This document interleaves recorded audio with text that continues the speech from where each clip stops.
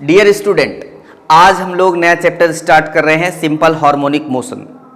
Simple harmonic motion NEET के लिए बहुत इंपॉर्टेंट है, जेईई मेंस के लिए बहुत इंपॉर्टेंट है। एडवांस की बात अभी मैं नहीं कर रहा हूं, एडवांस के लिए तो है ही, लेकिन अभी बात केवल जेईई मेंस और नीट की कर रहा हूं मैं।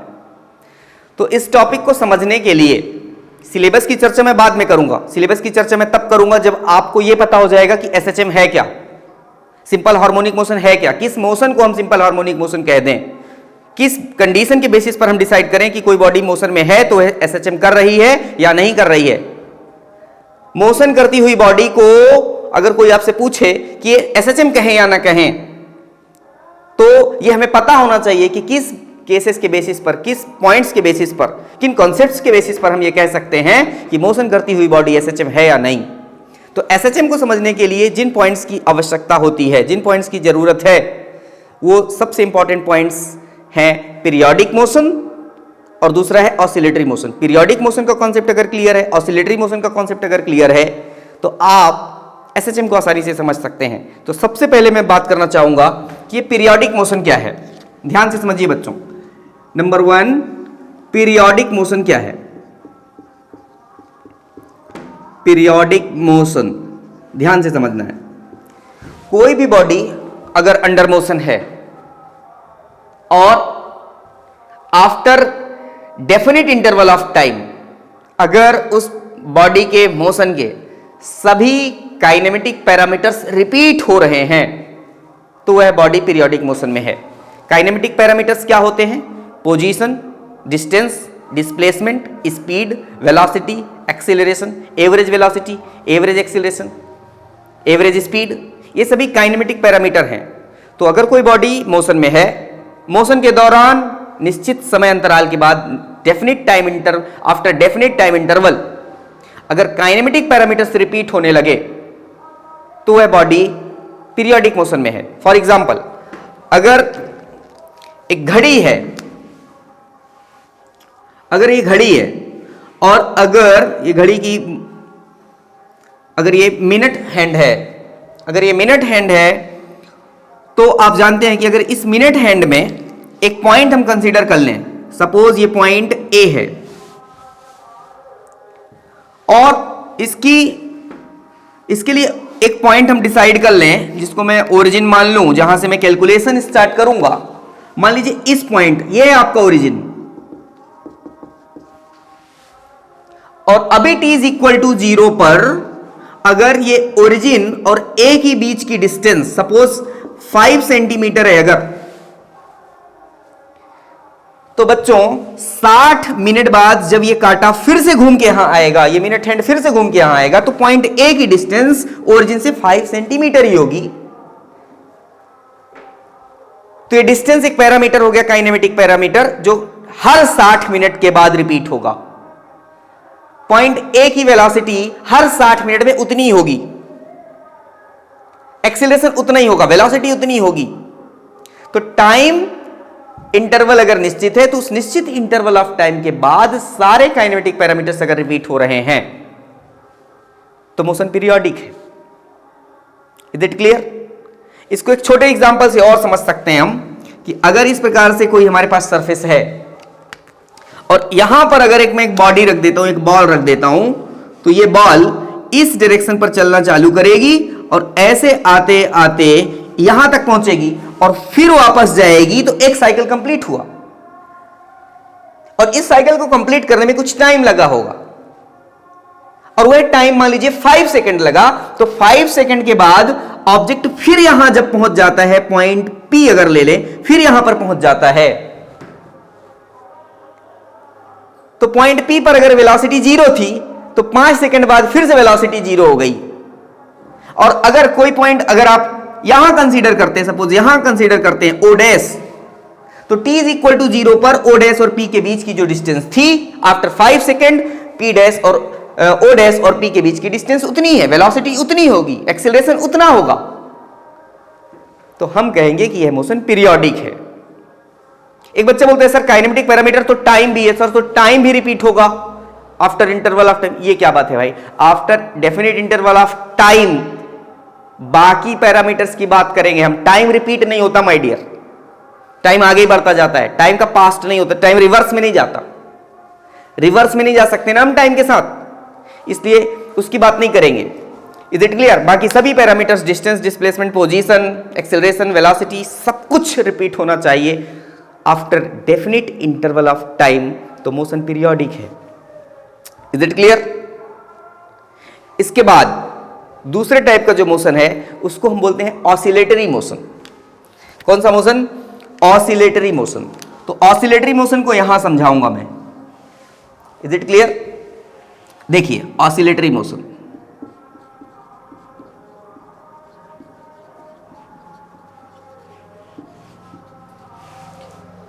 ऑसिलेटरी मोशन समझिए। ऑसिलेटरी मोशन के लिए इतना समझ लीजिए कि अगर कोई बॉडी अंडर मोशन है और अगर वह अपना पाथ रिपीट कर रही है,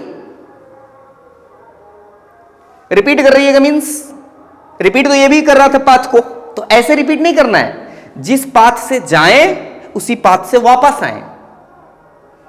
जैसे देखिए ये मिनट हैंड इस डायरेक्शन पे जा रहा है लेकिन कभी इस डायरेक्शन से वापस नहीं आएगा। अगर हमारे पास एक इस प्रकार से कोई स्ट्रक्चर है और इसमें अगर कोई बॉल है, ये बॉल अगर इस डायरेक्शन पर जा रही है तो इसमें से टकराकर इस डायरेक्शन पर वापस आएगी। तो जिस पाथ से बॉडी गई है अंडर मोशन, जब बॉडी मोशन में है तो जिस पाथ से गई है अगर उसी पाथ से वापस आ रही है तब यह ऑसिलेटरी होगा। सर काइनेमेटिक पैरामीटर्स का क्या होगा? वो रिपीट होंगे कि नहीं? नो, उसकी कोई बात ही नहीं है। रिपीट हो तो अच्छा, नहीं हो तो अच्छा। हमें केवल यह ध्यान देना है कि बॉडी जिस पाथ से गई है वापस उसी पाथ से आए, तो हम बोलेंगे ऑसिलेशन है। काइनेमेटिक पैरामीटर्स रिपीट हो चाहे ना हो। सर अगर काइनेमेटिक पैरामीटर रिपीट हो गए तो क्या?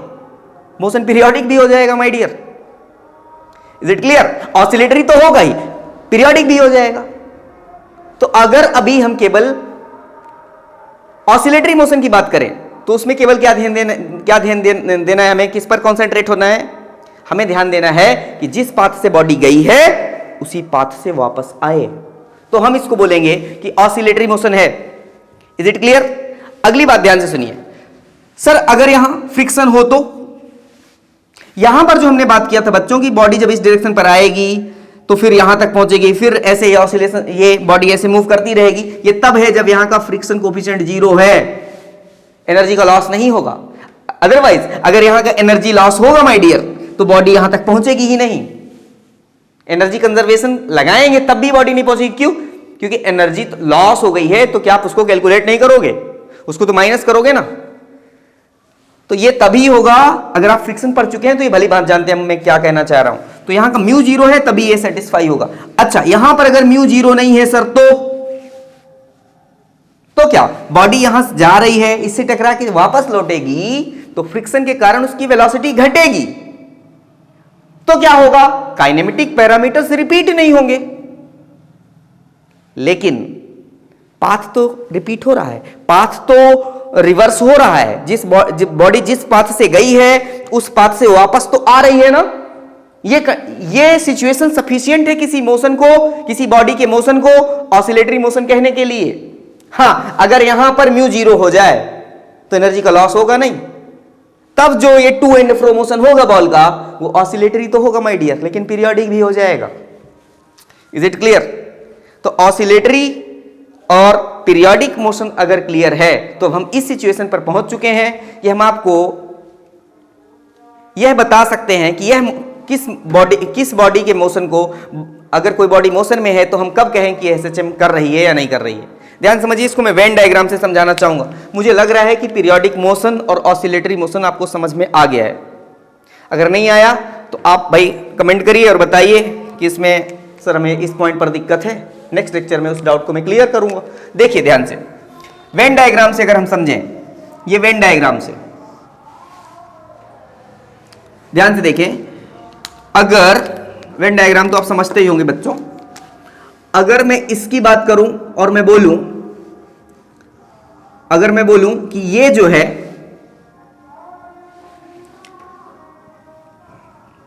पीरियोडिक मोशन को रिप्रेजेंट कर रहा है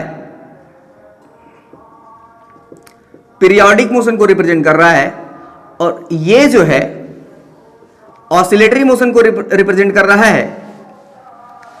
तो प्यारे भाई और बहनों, दोस्तों, बुजुर्गों, ये जो पार्ट है ये एसएचएम कहलाएगा। मतलब इसका ये है कि कोई बॉडी जो पीरियोडिक मोशन करे और ऑसिलेटरी मोशन भी करे, एसएचएम वही कर सकती है।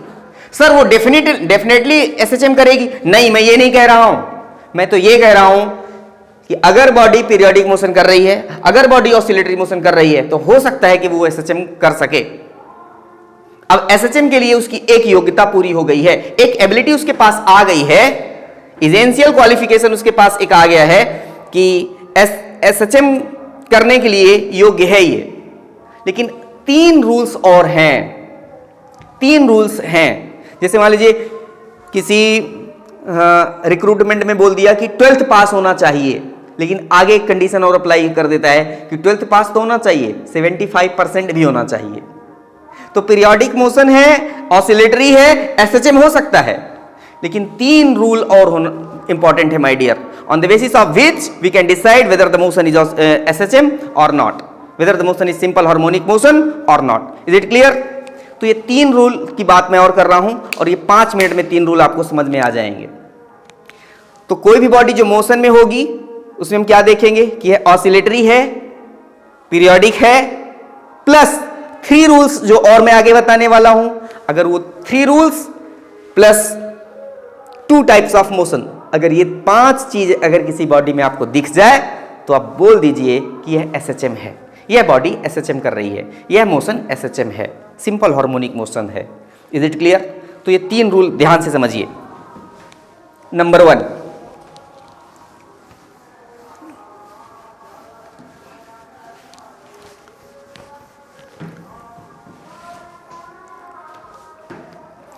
Three rules.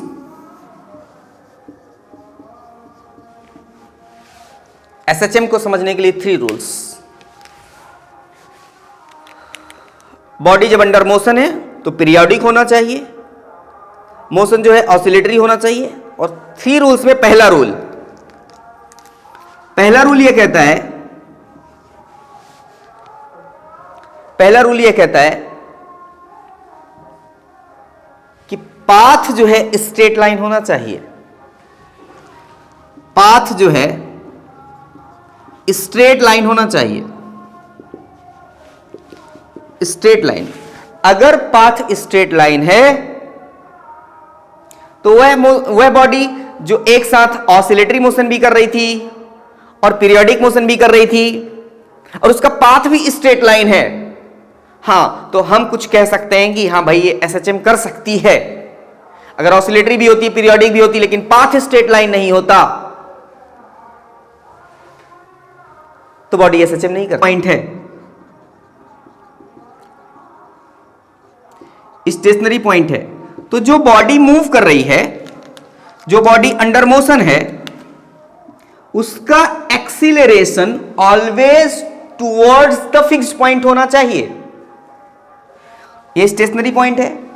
ये बॉडी इधर एक्सीलरेट हो रही है और जब इस फिक्स्ड पॉइंट से, जिसको हम पॉइंट ऑफ इक्विलिब्रियम बोलते हैं, इस फिक्स्ड पॉइंट से जब आगे बढ़ रही है तो इसकी स्पीड कम होने लगेगी और यहां आकर ये बॉडी रुकती है। जब स्पीड कम होने लगेगी मतलब इस पर एक्सीलरेशन अपोजिट लगा है, तो ये देखिए टुवर्ड्स कहला जाएगा, टुवर्ड्स फिक्स्ड पॉइंट। जब इधर जा रही है बॉडी तो इसका एक्सीलरेशन वेलोसिटी बढ़ रही है, मतलब एक्सीलरेशन इसी डायरेक्शन पर है। लेकिन जब इस पॉइंट से पार हो रही है बॉडी तो इसकी स्पीड कम होने लगती है, मींस एक्सीलरेशन की डायरेक्शन चेंज हो गई और ये कंटिन्यूअस चलता रहेगा। तो दूसरा रूल क्या है? दूसरा रूल ये है कि जब बॉडी मोशन में है, स्ट्रेट लाइन पाथ में कोई पॉइंट फिक्स्ड है, उस पॉइंट की ओर ही बॉडी का एक्सीलरेशन ऑलवेज होगा। तीसरी बात, तीसरा रूल, बॉडी का जो डिस्प्लेसमेंट है किसी भी पॉइंट से, जहां से बॉडी स्टार्ट हो रही है मोशन करना, जहां से बॉडी मूव करना स्टार्ट हो रही है, तो डिस्प्लेसमेंट जो होगा, जो अगर डिस्प्लेसमेंट अगर हमने कैलकुलेट कर दिया तो उसके बाद हम ये कह सकते हैं, उसमें एक्सीलरेशन का रिलेशन लगा सकते हैं। और वो एक्सीलरेशन का रिलेशन ये कहता है कि एक्सीलरेशन डायरेक्टली प्रोपोर्शनल होगा डिस्प्लेसमेंट ऑफ द बॉडी के। बॉडी का डिस्प्लेसमेंट जितना ज्यादा होता जाएगा एक्सीलरेशन की वैल्यू उतनी बढ़ती जाएगी। तो एक्सीलरेशन डायरेक्टली प्रोपोर्शनल होगा डिस्प्लेसमेंट से, मतलब हम कह सकते हैं acceleration should be proportional to the displacement of the particle from this stationary point. तो इसको कंक्लूड करते हैं 30 सेकेंड्स में। एसएचएम को समझने के लिए दो चीजें जरूरी है, पीरियोडिक मोशन और ऑसिलेटरी मोशन। ऐसी बॉडी जो मोशन में है पीरियोडिक मोशन भी करे और ऑसिलेटरी मोशन भी करे और साथ में ये तीन रूल फॉलो करे, तो हम बोल सकते हैं कि वो बॉडी जो मोशन में है सिंपल हार्मोनिक मोशन कर रही है। Is it clear? जैसे इलेक्ट्रॉन मोशन करता है तो सिंपल हार्मोनिक मोशन है। जैसे स्प्रिंग, अगर किसी स्टेशनरी ऑब्जेक्ट से स्प्रिंग कनेक्ट है तो स्प्रिंग मास स्प्रिंग कनेक्शन जो होता है, सिस्टम होता है, वो एसएचएम करता है। बहुत सारी चीज़ें ऐसे हम देख सकते हैं। तो एसएचएम को समझने के लिए दो condition, periodic, oscillatory plus 3 rules, उसके बेसिस पर हम किसी को बता सकते हैं कि मोशन करती हुई बॉडी एसएचएम कर रही है या नहीं कर रही है।